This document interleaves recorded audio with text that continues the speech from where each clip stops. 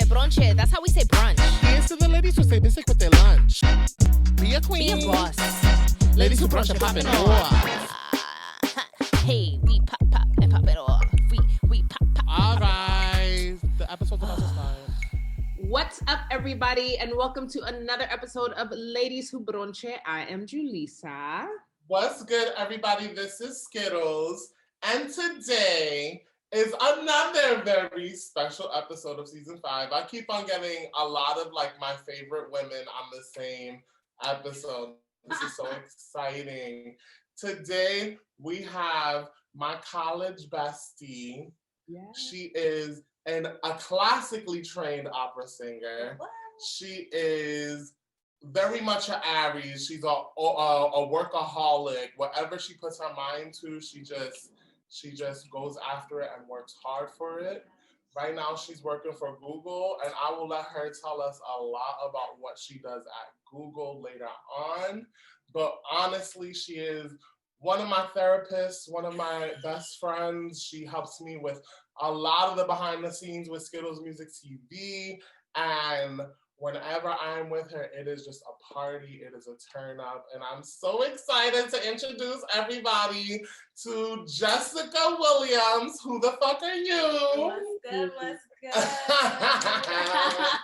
Well, thank you so much, Ladies Who Brunch, for having me today. What's up, everybody? I'm Jessica Williams.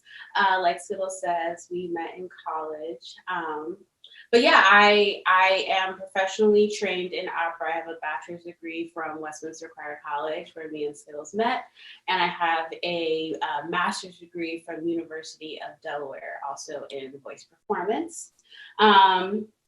Many different passions, and one of those passions is being an admin and administrator. So I've worked for many, many different nonprofits, working with at-risk youth and programming activities for them, after-school programs, and that has just transitioned to planning programming for Googlers, working at Google now. So I'm an admin there. I work in ads marketing, and I support 3 separate teams. So it's a global team. So I support a lot of different people around the world. Right now we're working from home. So it's just a lot of calendar management and planning virtual events, which is pretty cool. Yes. So Jessica, let's dive in a little bit into your musical journey. So where did it begin and how did it flourish into you becoming an actual classically trained singer? Yeah. So I know for a fact I started singing in preschool and in church. Grew up in a Baptist church with my family. So that's where I started to sing in choir and just loved it. In elementary school, sang in choir. Middle school is when I started to do musicals. So I was in a bunch of plays. I had my first big role in middle school. I was Aunt Polly in Tom Sawyer. And it was such a big deal because within that musical, Aunt Polly's a pretty big character. And she's got about 9 different solos or 8 solos or something like that. So it was pretty big. My family was like, oh, that's so cute. They gave you such a big role. That's adorable. But apparently she turned it out. It was really good. So yeah, the family was very surprised. And from there, that was really where I found just my passion for music and being a part of a production.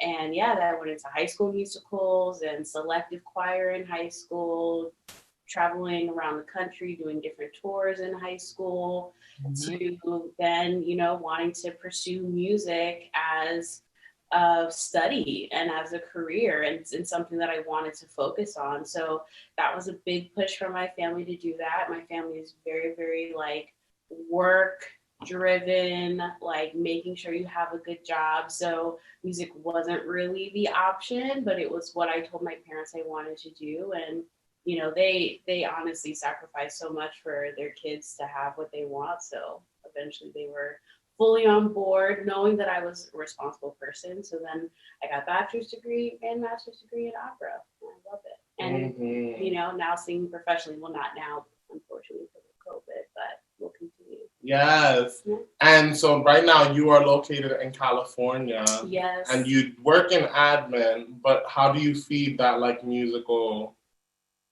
need? Yeah, so I've been doing that. That's why I moved to the Bay Area, California, is to sing with the company Opera San Jose there. So that's how I was doing it. I was doing part-time at Opera San Jose and full-time at the time I was working. Well, when I first moved to California, I had like 5 different jobs at the same time on top of singing the opera. But then finally, and she's always been like this. Like even in college, like she stayed on campus in college freshman and sophomore year, and then junior year moved off campus. And the entire time had like 4 different jobs on and off campus that she was just constantly working. Like she worked at the pub. You worked at admissions. She was like the orientation person that all the freshman people met. Yeah. Like. So yeah, I've always worked a lot. I've always had multiple jobs. It's never just been one job for me. I would say this is the probably first time in my life that I've just had one job. And that's because I'm not singing with the opera right now because of COVID. So, but that is how I maintain that. I also continue to sing with my church. It's not necessarily classical singing, but it keeps that going. So I am still doing that even though we're in COVID right now. But it's a different place. But it's so cool. Wow. So tell us a little bit about Google. What do you want to know? So I've been working there now for a year, just about. It'll be a year and about 2 weeks. I can't believe it. It's been wild.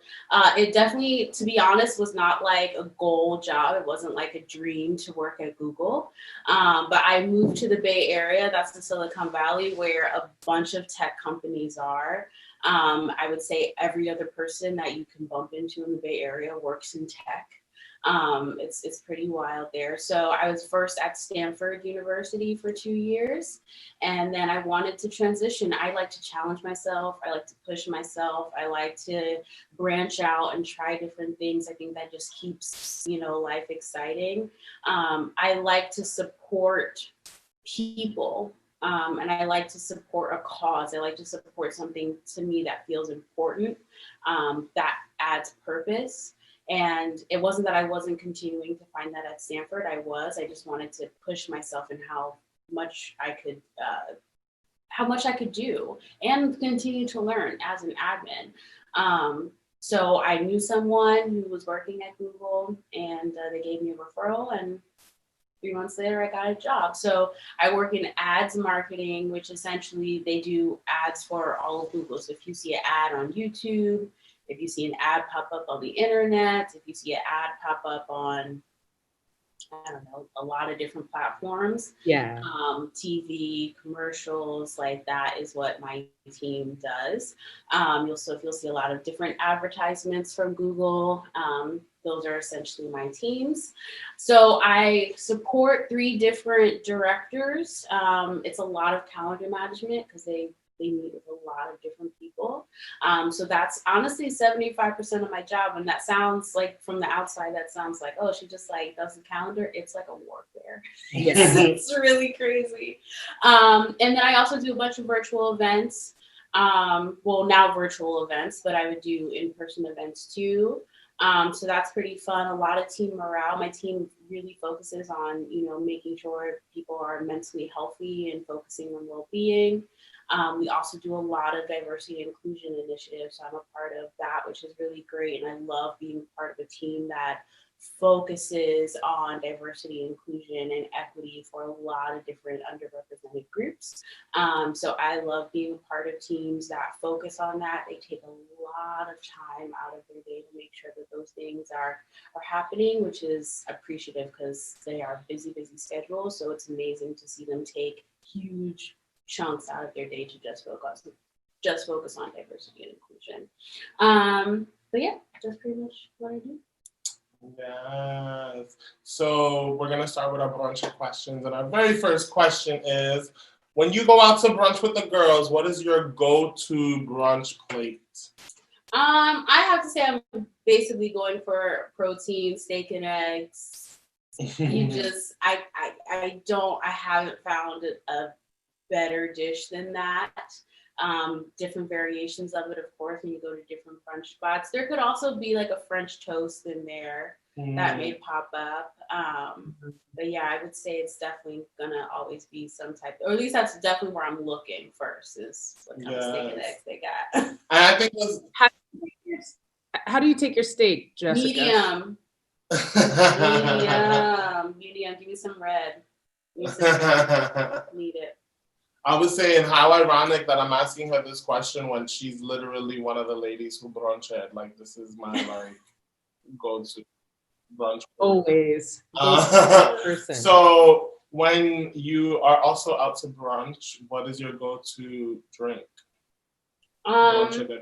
Yeah, a mimosa, standard mimosa. I also like to go for, something with like a fruit, maybe like a grapefruit. That has like a nice flavor in it would be really good. Sometimes a marg. Yeah. A margarita at breakfast is pretty decent. It's very refreshing. So they have like a different kind of like flavored margarita. May go for that too for brunch. Yeah. So tell us. Say that again.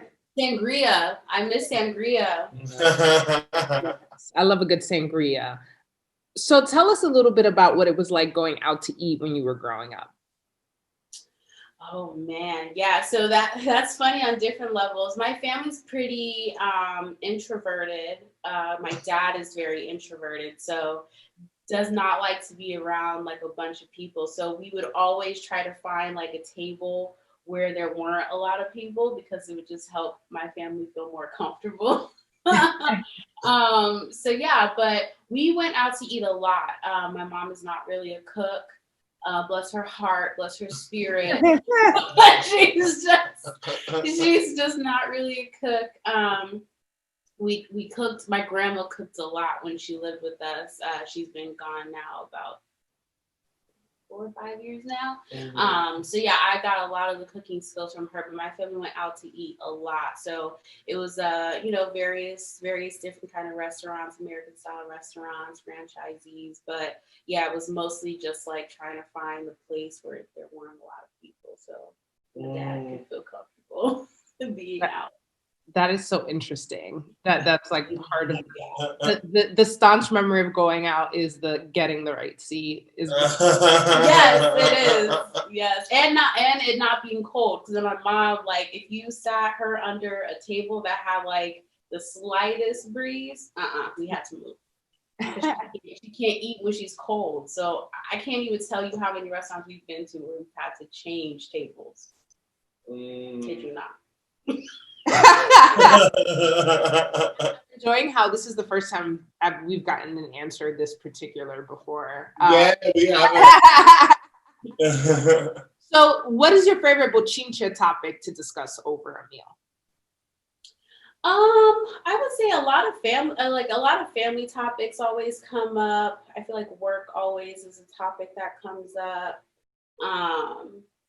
Just definitely a future, like dreams is definitely a conversation that always comes up. It's not really about kind of what's happening in the world, to be honest. I don't know if that's intelligent or not, but it's really just about, I guess, because time around the table, especially with family, is about family. And it's about reconnecting. And especially now that we're older, we're all in different places, living in different areas. We're not together as a family a lot. So especially with my family, it's definitely just talking about the future and kind of dreams. If it's with my friends, it's also kind of talking about the future, right? Like, what are we doing? What are we pursuing? What's the next trip, right? What's the next vacation that we're going to take as a friend group? Where are we trying to be within a year? Like, kind of what are we looking for? I know some people are talking about dogs and, possible, me too, right? And, possibly like living somewhere else, or like dreams of owning like property somewhere else. Like, so it's always great to have those conversations, because it's always just good to see how people are constantly, I don't want to say reinventing themselves, but pushing themselves to be in the kind of the next place they want to be at. 100%. Awesome.